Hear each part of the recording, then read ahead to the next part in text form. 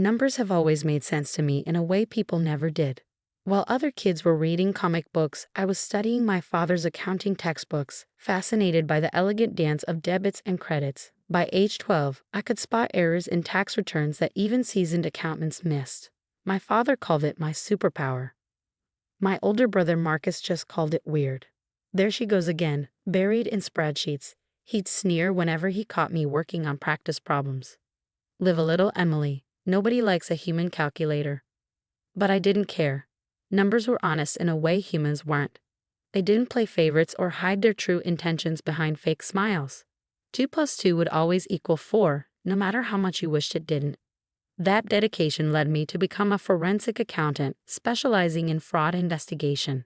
While Marcus followed in our father's footsteps, taking over his successful construction company and expanding it into a multi-million-dollar enterprise, I built my reputation methodically, one case at a time. My work wasn't flashy, but it was meaningful. I helped small businesses recover stolen funds, exposed embezzlement schemes, and even assisted in bringing down a notorious money laundering operation. Not that any of that mattered to my family. At every gathering, Marcus dominated the conversation with tales of his latest business conquest, while my parents beamed with pride. My work was relegated to footnote status, barely worth mentioning between discussions of Marcus's new contracts and expansion plans. "So, Emily," my mother would say, her tone carefully neutral, "still doing that audit thing?" I learned to smile and nod, to accept my role as the less successful sibling. It wasn't worth explaining that I just helped recover millions in stolen pension funds, or that the FBI regularly consulted me on complex financial fraud cases. In their eyes, I would always be the odd one out, the daughter who chose a strange, unglamorous path instead of joining the family business. Everything came to a head at our father's retirement party last spring.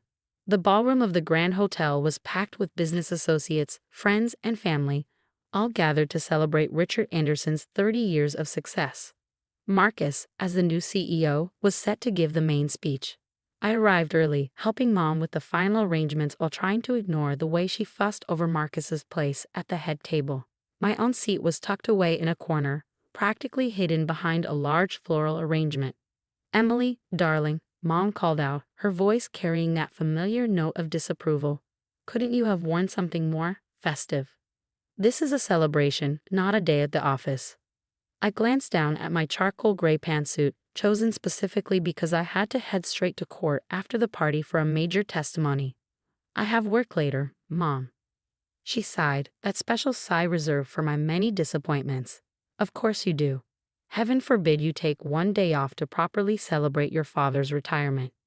Before I could respond, Marcus swept in, commanding attention in his perfectly tailored Italian suit. "Mom, the place looks amazing."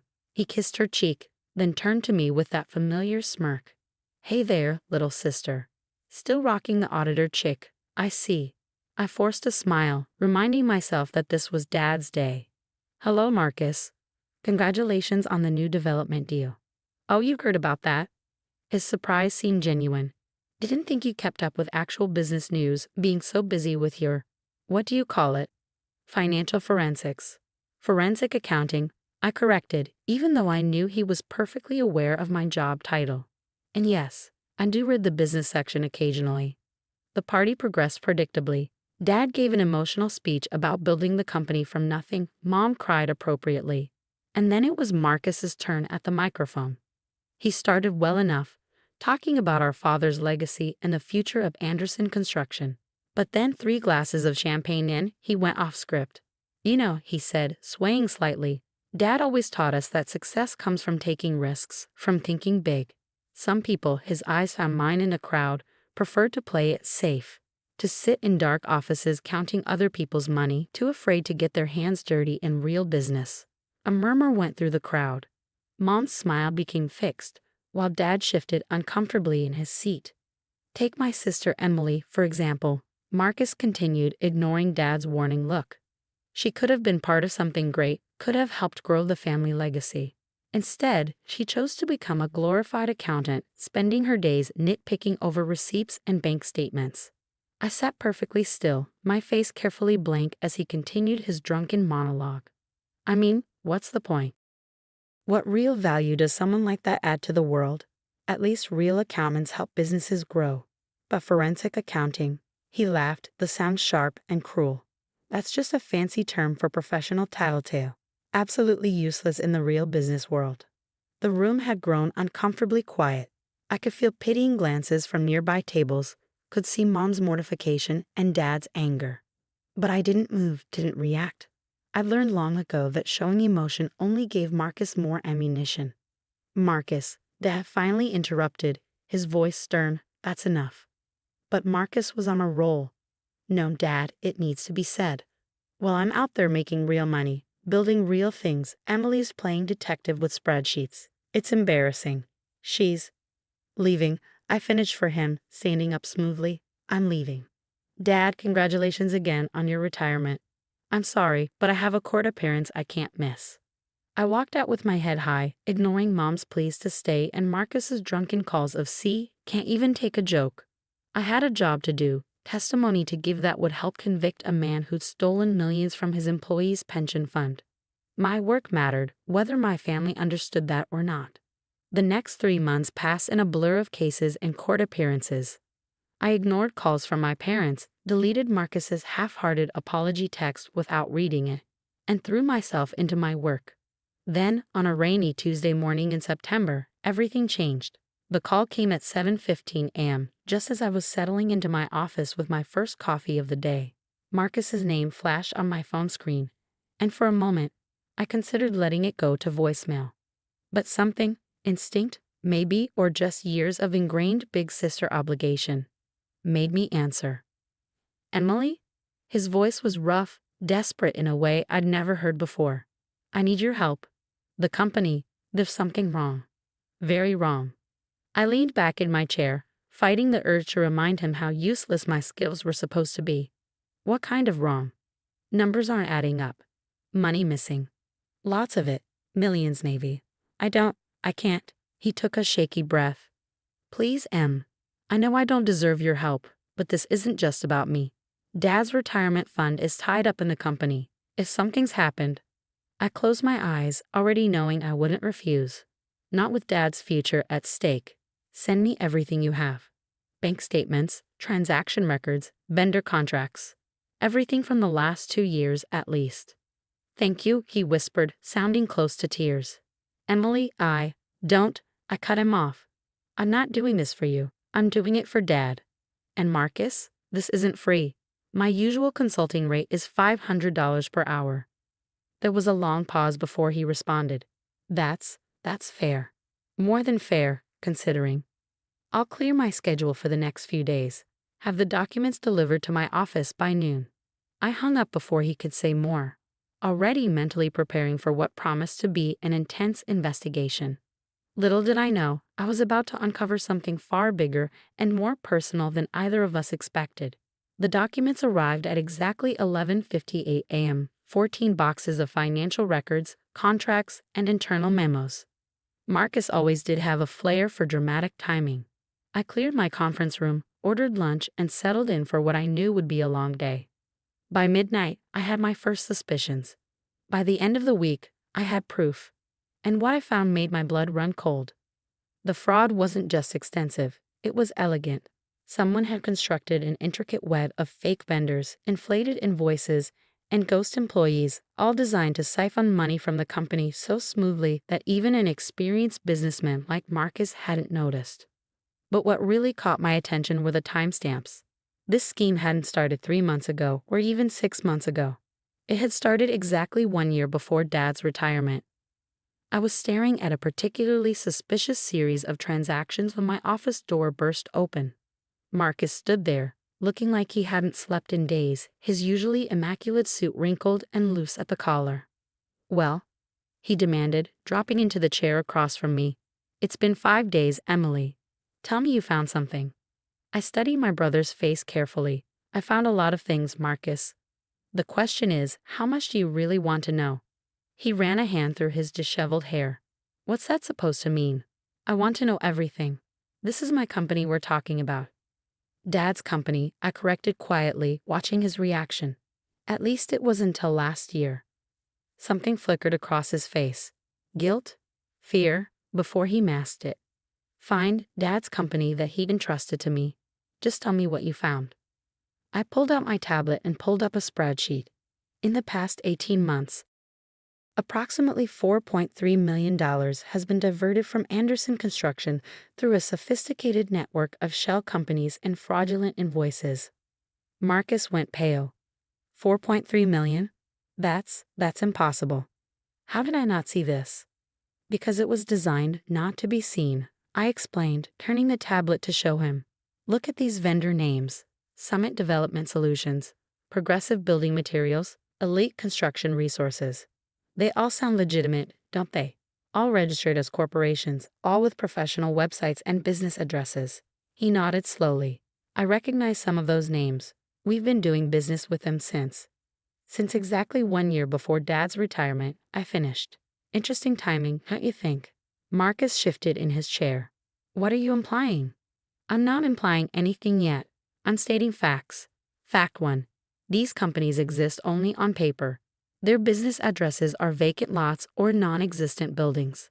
Fact 2. All payments to these companies are processed through a complex chain of bank accounts before ultimately ending up in an offshore account in the Cayman Islands.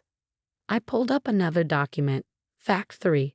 The authorization for these vendors came from the CEO's office.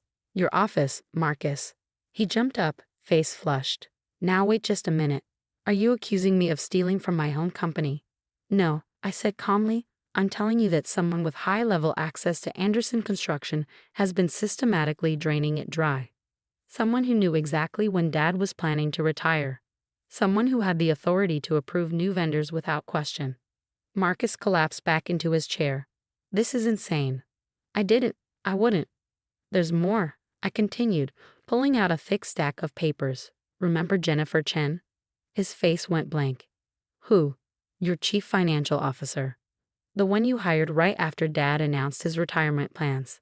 The one whose references were impeccable, whose credentials were stellar, and who, as it turns out, doesn't actually exist. What? Jennifer Chen is a ghost, Marcus. Her credentials are forgeries, her references lead to burner phones, and her social security number belongs to a woman who died in 1984. But she had full access to the company's finances, didn't she? Could approve vendors, process payments, move money between accounts. Marcus was shaking now, his face ashen. Stop. Please, just stop. I need to explain. I sat back, folding my hands on the desk. Yes, I think you do. What followed was a confession that broke my heart, not just for the company or for Dad, but for my brother himself. It started small, he whispered, staring at his hands. Just a few thousand here and there. The company was doing well, and I had debts.